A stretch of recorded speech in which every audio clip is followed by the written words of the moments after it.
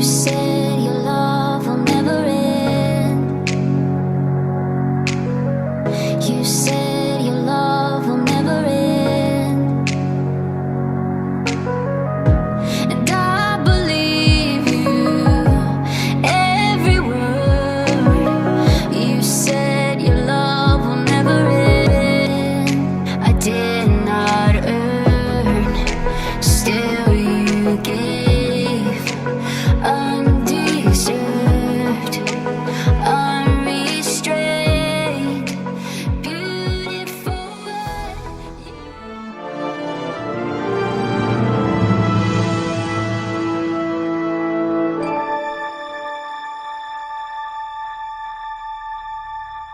The telling of stories in the Middle East is a great tradition. And often at the heart of these stories are two very important words or ideas: honor and generosity. There's a story like this in the Gospel of Luke, chapter 14. It was told by Jesus, and it's a story about invitations to a dinner. It was a Saturday, and one of the Pharisees had invited Jesus to lunch. During the meal, Jesus told the men a story. The story was about hospitality, but it was also a parable about the kingdom of God. A certain man, said Jesus, gave a dinner and invited many people. The custom was to draw up a list of guests, usually important men in the community, and send out invitations several days before the meal. In this way they could say whether or not they could come, or what circumstances prevented them. Preparations got started several days before the dinner. The honor and reputation of the host depended on the excellence of his hospitality. The quality of the food must be outstanding, the presentation perfect. When everything was ready on the day of the dinner, a servant was sent out to remind the guests it was time to come. It was the custom to hang a special cloth in front of the house. While the cloth was visible, the invited guests knew they were welcome. But after the third course of the meal, it would be removed, and then it was too late, the door would be closed. When the servant came to the first guest, the man had changed his mind. "I have bought a piece of land, and I must go and see it. I ask you to have me excused." Strange. Surely the man would have looked at the land before he bought it. The next guest also made excuses. "I have bought 5 yoke of oxen, and I'm going to test them. I ask you to have me excused." This could not be true. Nobody would buy cattle without first inspecting them. When the next guest was requested to come, he did not even apologize. He just made a statement. "I have married a wife, therefore I cannot come." Did he not know he would be married by this day? Gradually, the situation became clear. Not a single guest would come to the dinner. It was not a coincidence. It was a deliberate insult to the generosity of the master. The whole community had rejected him. When the servant returned and explained what had happened, the master was very upset. The behavior of his guests was dishonorable, but now he must do something to show the true meaning of hospitality.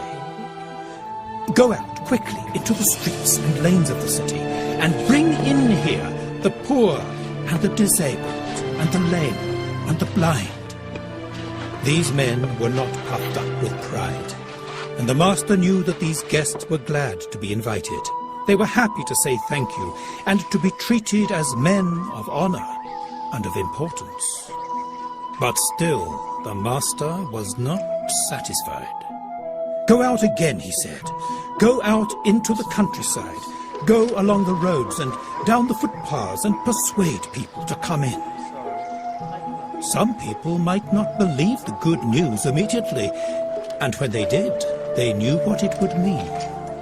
By accepting his invitation, they would associate themselves with the name of the man who provided the dinner.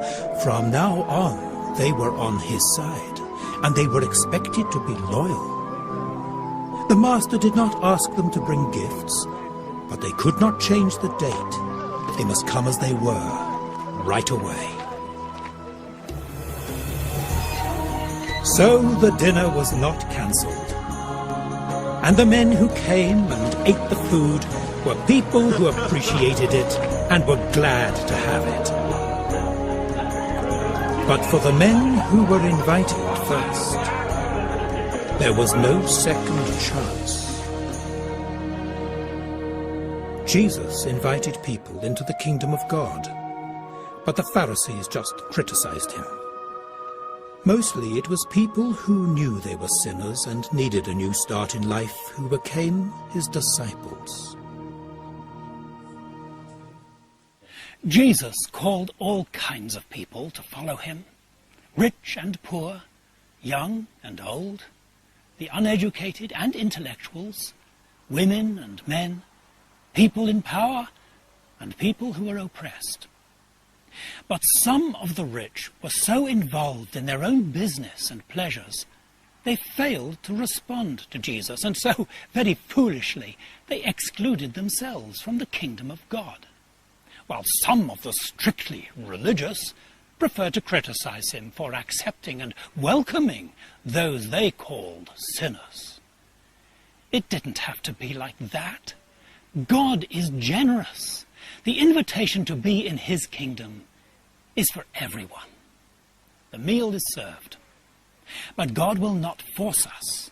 We can say yes, or we can refuse the invitation and miss the party. Today is the day of invitation. Tomorrow? Who can say? I did not earn, still